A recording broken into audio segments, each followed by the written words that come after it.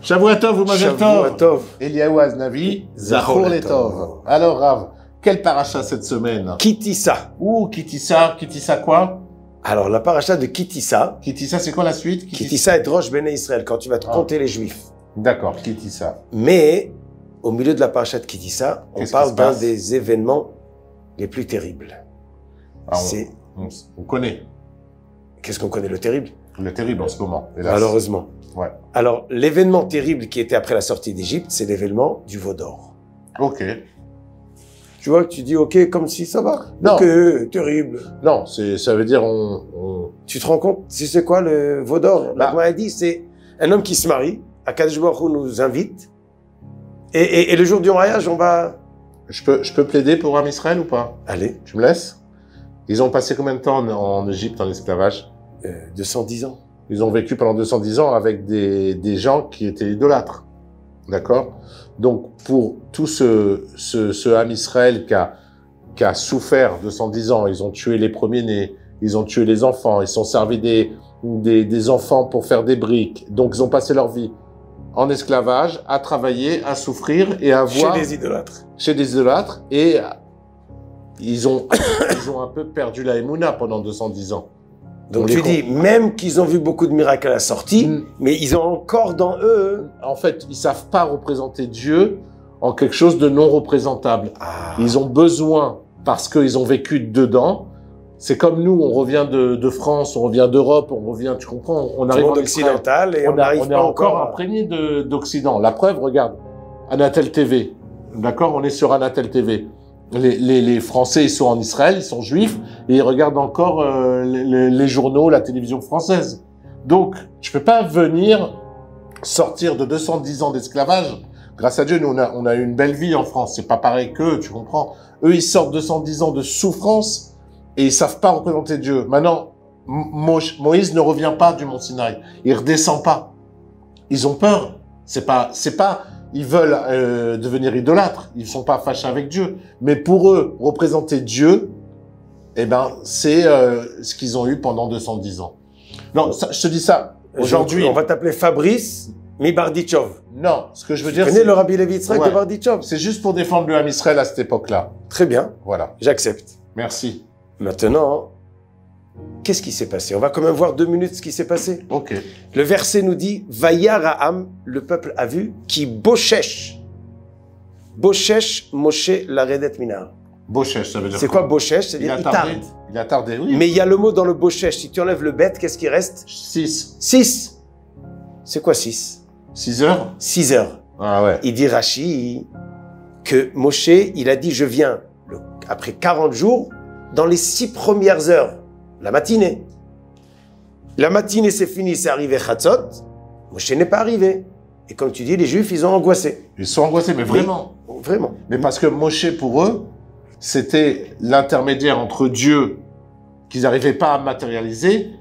Donc Moshe, Sras Shalom, ils ne le considéraient pas comme un Dieu. Mais c'était pour eux la présence de Dieu sur terre. Par la voix de Moshe. Excuse-moi, c'est comme un enfant qui a besoin de son papa à côté de lui. Quand il grandit, mais là, ils étaient encore... Je peux te dire, je peux aller plus loin. C'est pas pour 3 minutes. Shimshon, tu me permets? C'est pour ça que Moshe, il n'est pas rentré en Israël. Pour qu'on grandisse. Parce que un couple qui va se marier, le parent, ils amènent le khatan sous la choupa. Et qu'est-ce qu'ils font? Ils le donnent à sa kala. Est-ce qu'ils vont à la maison avec eux après? Non. Am Israël, il s'est marié avec sa terre. Moshe ne pouvait pas être là. Le couple, il devait se débrouiller seul. La kala et le khatan. Le peuple et la kala qui est la terre d'Israël. Donc c'est pour ça que Moshe, avec tout l'amour qu'il avait comme une mère avec le peuple, il a compris au fond de lui qu'il ne pouvait pas rentrer parce que il fallait que maintenant le peuple il se débrouille seul. Parce que le peuple qui a vécu 210 ans d'esclavage et de souffrance ne pouvait pas se développer seul. Tu dis un chidouche très intéressant. Ben, on va voir. Est-ce que si les gens achètent, ils vont dire comment ils vont écrire, comment on appelle ça? Oui, ils vont envoyer un message à Shimshon. Ils vont. Ouais, c'est quoi ce Fabrice qui se prend pour un rabbin et qui parle à la place du rabbin? Chas Shalom, j'ai juste voulu... On va voir. Peut-être qu'ils ont des sources à ce que Ouais. tu dis. En tout cas, Boshesh, il a tardé de 6 heures. Donc, ils se sont angoissés. Mais en réalité, ils se sont trompés d'un jour. Est-ce qu'on peut apprendre de là que quand on tarde, c'est de 6 heures? Non, parce que si je suis en retard à un rendez-vous, et je dis, hey, 5h50, hein, moins de 6 heures. Non, mais là, on va voir qu'il a tardé en réalité de une journée. D'accord. Puisque lui, il est monté le 7 Sivan. Ils ont compté 40 jours jusqu'au 16 Tammuz, mais il fallait compter jusqu'au 17, puisque il faut des jours entiers. Donc c'est que le lendemain qui commençait les 40 ans. Mais 40 jours. 40 jours, pardon. Mais 6 heures, c'est marqué que la Géoula, le monde va tenir 6000 ans. Donc après 6000 ans, c'est sûr qu'on est dans la délivrance. Donc on partage 6000 ans dans les 6 jours de la création du monde. Ok. On est maintenant l'année 5785. Ok. La journée, elle a 24 heures. Donc, on coupe 6000 en 1000. La journée en 2. Et la dernière journée, c'est 500 ans. Prenez vos À calculettes, midi. parce que moi, je suis perdu là. Oui. Donc, vendredi après-midi à midi, Ouais. c'est 5750.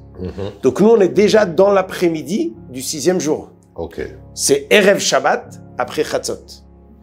On n'est pas loin de la Géoula. Shabbat, ça y est, c'est la Géoula. 7e millénaire. Ok. Comme la création du monde. J'ai compris. Et qu'est-ce qui se passe? C'est dans les derniers 6 heures où il y a le plus grand danger. De se tromper entre la vraie Géoula et le veau d'or. C'est notre génération. On n'est pas loin. Non. Mais là, on peut se tromper avec une vraie Géoula et le veau d'or. Peut-être Et là, Vayar Moshe, Ha'am ki Boshesh Moshe, dans les 6 heures, il y a un problème. Et là, il faut faire bien attention. Comme nous dit, on dit au nom du Baal Shem Tov, ou je ne me rappelle plus de qui, qu'à la fin des temps, le Mashiach, il va mettre un fil, et tous les Juifs vont accrocher, et après le fil va secouer. Celui qui tient pas bon la Emouna, il tombe. Pourquoi il tombe? Parce qu'on va être embrouillé par des fausses Géoula.